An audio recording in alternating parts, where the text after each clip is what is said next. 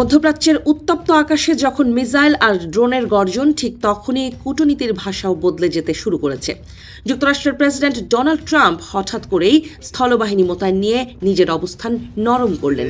Saudi আরবের রাজধানী রিয়াদে মার্কিন দূতাবাসে হামলার পর প্রতিশোধ নেয়ার হুঁশিয়ারি দিলেও তিনি ইঙ্গিত দিয়েছেন সরাসরি স্থলযুদ্ধে নামা হয়তো জরুরি নয়। নিউজ নেশনকে দেয়া এক সাক্ষাৎকারে ডোনাল্ড ট্রাম্প বলেন, রিয়াদে মার্কিন দূতাবাসে হামলা এবং মার্কিন সেনাদের মৃত্যুর ঘটনায় দ্রুত জবাব দেওয়া হবে। সোমবার পর্যন্ত 6 জন মার্কিন সেনা নিহত হওয়ার তথ্য নিশ্চিত করা হয়েছে।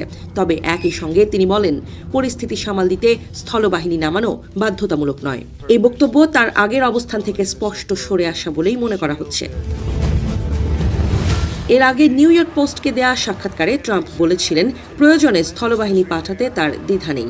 তিনি তখন মন্তব্য করেছিলেন, প্রতি প্রেসিডেন্টই বলেন স্থলবাহিনী পাঠানো হবে না, আমি তা বলি না। বর্তমানে যুক্তরাষ্ট্র ও ইসরায়েল একসঙ্গে ইরানে হামলা চালাচ্ছে। টানা 4 দিনের আঘাতে ইরানের বিভিন্ন সামরিক স্থাপনা ক্ষতিগ্রস্ত হয়েছে। সংঘাতে ইরানের সর্বোচ্চ নেতা আয়াতুল্লাহ আলী খামেনির নিহত হয়েছেন বলে খবরে দাবি করা হয়েছে। এই পরিস্থিতি গোটা অঞ্চলে অস্থিরতা আরও বাড়িয়ে দিয়েছে।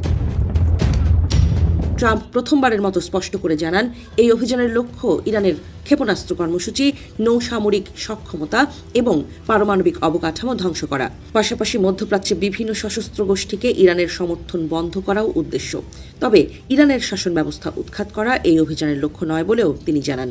নির্বাচনী প্রচারে বিদেশি যুদ্ধে যুক্তরাষ্ট্রের সম্পৃক্ততা কমানোর যে প্রতিশ্রুতি তিনি দিয়েছিলেন, তার সঙ্গে বর্তমান পরিস্থিতির এক ধরনের টানাপোড়েন স্পষ্ট হয়ে উঠেছে। ইরানও পাল্টা জবাব দিতে পিছপা হয়নি।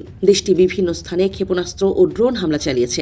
গুরুত্বপূর্ণ জলপথ হরমুজ প্রণালী বন্ধ করে দেওয়ার হুমকিও দিয়েছে ইরানের বিপ্লবী গার্ড। এই প্রণালী দিয়ে বিশ্বের প্রায় 20% সমুদ্র পথে পরিবাহিত তেল চলাচল করে। ফলে সেখানে উত্তেজনা বাড়লেও বৈশ্বিক জ্বালানি বাজারে বড় ধরনের অস্থিরতা দেখা দিতে পারে।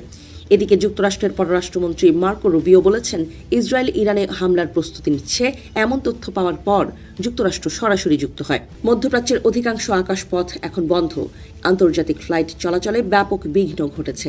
বিশ্ববাজারে তেলের দাম বাড়ার আশঙ্কায় শেয়ার বাজারেও চাপ তৈরি হয়েছে। সামরিক ও কূটনৈতিক দুই ময়দানেই উত্তেজনা চরমে।